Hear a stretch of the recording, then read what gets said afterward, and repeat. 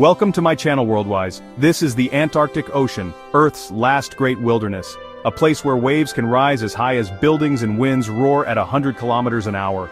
The water is so cold that blood could freeze in minutes, and colossal icebergs, mountains of ancient ice, drift like silent, ship-crushing mountains. But in 1914, at the tail end of the heroic age of exploration, 28 men boarded a ship called Endurance. Their mission: to be the first to cross the entire continent on foot. Leading them was Sir Ernest Shackleton, an explorer already legendary for his fierce ambition and for narrowly missing the South Pole years earlier. To find his crew, he supposedly placed a stark advertisement: men wanted for hazardous journey, low wages, bitter cold, long months of complete darkness, safe return doubtful. From thousands of applicants, he chose 27. Sailors, scientists, and adventurers who, together with Shackleton, would test the absolute limits of human survival. Their vessel was a stout Norwegian-built craft of oak and green heart, specifically designed to withstand immense pressure. Shackleton rechristened her Endurance after his family motto, "By endurance we conquer." On the 8th of August 1914, with Europe on the brink of war, the Endurance left Plymouth. Their mission was the Imperial Trans-Antarctic Expedition, the first ever land crossing of the continent. They stopped in Argentina and South Georgia, where seasoned whalers warned of severe ice. Undeterred, Shackleton pushed into the Weddell Sea on the 5th of December 1914. For 46 days they sailed among the ice.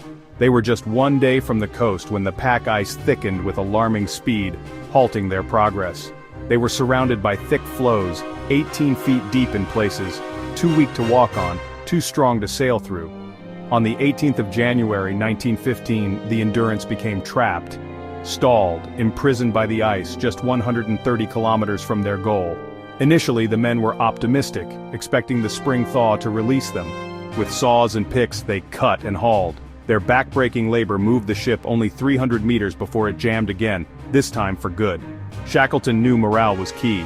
He kept strict order, and the Endurance became a floating winter station of routines, scientific work, and even football on the ice to keep hope alive. 50 sled dogs waited for a land crossing that never came, a living reminder of their original goal. By April, the ice began to compress. Sheets piled with crushing force against the hull, the groaning of pressure ridges a constant terrifying sound. They fought to keep the ship clear, saving it time and again, until the ice would not relent. Then, on a single night, a thunderous sound rose from below. The Endurance listed violently to one side, its timbers screaming in protest. By morning, the rudder was smashed. The ship was mortally wounded and immobile. Her fate was sealed. After 9 months trapped and having drifted 2,000 kilometers from help, Shackleton ordered the end, abandon ship. From the ice, they watched their home be crushed and sink beneath the sea. They were now 28 men, alone on a floating raft of ice. They salvaged what they could: food, bedding, lifeboats. Photographer Frank Hurley dove into the sinking ship's icy water to rescue his glass plate negatives, determined their story would survive. Then, they stepped onto the ice to live under the open sky. For months the ice was their home, a camp they named Patience. It was a precarious refuge, constantly shifting, cracking, and sometimes breaking beneath them. To combat despair, Shackleton insisted on routine, encouraging sing-alongs and games to keep spirits from freezing over. They hunted penguins and seals, the blubber used for fuel, the meat for sustenance. When supplies ran low, they rationed to near nothing. By February 1916 they survived on as little as one biscuit a day. Then came the most heartbreaking choice. The dogs that had been their loyal helpers were killed when food ran out. It was a brutal, necessary act of survival that left the men grieving their companions. Each decision weighed heavy as starvation and cold tightened their world. They drifted on floes that sometimes snapped. Night could bring sudden peril. The ice underfoot unstable. Lifeboats became sledges and lifelines as they moved across the White Sea. Their plan to reach a supply depot on Paulet Island gave way to fate. The unpredictable drift of the ice carried them far from their goal, pushing them toward the desolate shores of Elephant Island instead. In April 1916, after 497 days, they set foot on land for the first time.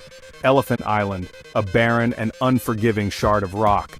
Elephant Island provided rock, not rescue. There was no long-term hope there. Shackleton left his second-in-command, Frank Wild, in charge of the 22 men who remained, sheltering beneath 2 overturned boats. They waited, trying to keep fires alive and spirits intact. Shackleton decided their only hope was South Georgia, 1,300 kilometers across the most violent open ocean on Earth. The ship's carpenter, Harry McNeish, fortified a single lifeboat, the James Caird, raising its sides and adding a makeshift deck of canvas. It was built for survival, not comfort. On April 24, 1916, Shackleton and 5 companions launched into monstrous waves, 90-foot seas and storms of freezing spray. Their lives depended on the skill of navigator Frank Worsley. With only a sextant, he had to find a tiny island in a vast ocean, snatching navigational sights of the sun on just 4 occasions during the entire voyage. For 16 brutal days they endured, half-drowned and sleepless, their bodies covered in saltwater sores. Each wave was a test of the little boat and its crew. Cold, hunger and thirst gnawed at them, yet they held fast to hope and navigation. On May 10, 1916, they reached South Georgia, but a hurricane had forced them to land on the wrong side of the island. Mountains 4,000 feet high rose before them. Leaving 3 men behind, Shackleton, Worsley and Tom Crean had to cross the unmapped glacier-covered interior on foot. For 36 hours they climbed, crested, and stumbled toward a whaling station on the other side. When they staggered in, the whalers who knew them did not recognize these emaciated, frostbitten figures. They were alive, but their ordeal was not over. Shackleton organized rescue attempts immediately. 3 times, ships were forced back by the impenetrable winter ice. Refusing to give up, he secured a small steam tug, the Yelcho, from the Chilean government. He would not abandon the men he had led into the White. On August 30, 1916, a ship finally neared Elephant Island. From shore, a pillar of smoke rose as signal. As he drew close, Shackleton yelled, "Are you all well?" The reply came back, "All safe, all well." Against all odds, every single man who had left England 2 years earlier was alive. Shackleton brought his crew home after 2 years and 22 days. They returned to a world engulfed by World War I, and many went straight from the ice to the trenches. Though he failed his original goal, his leadership became legendary. The story is less about a ship and more about men who refused to yield to an indifferent ocean.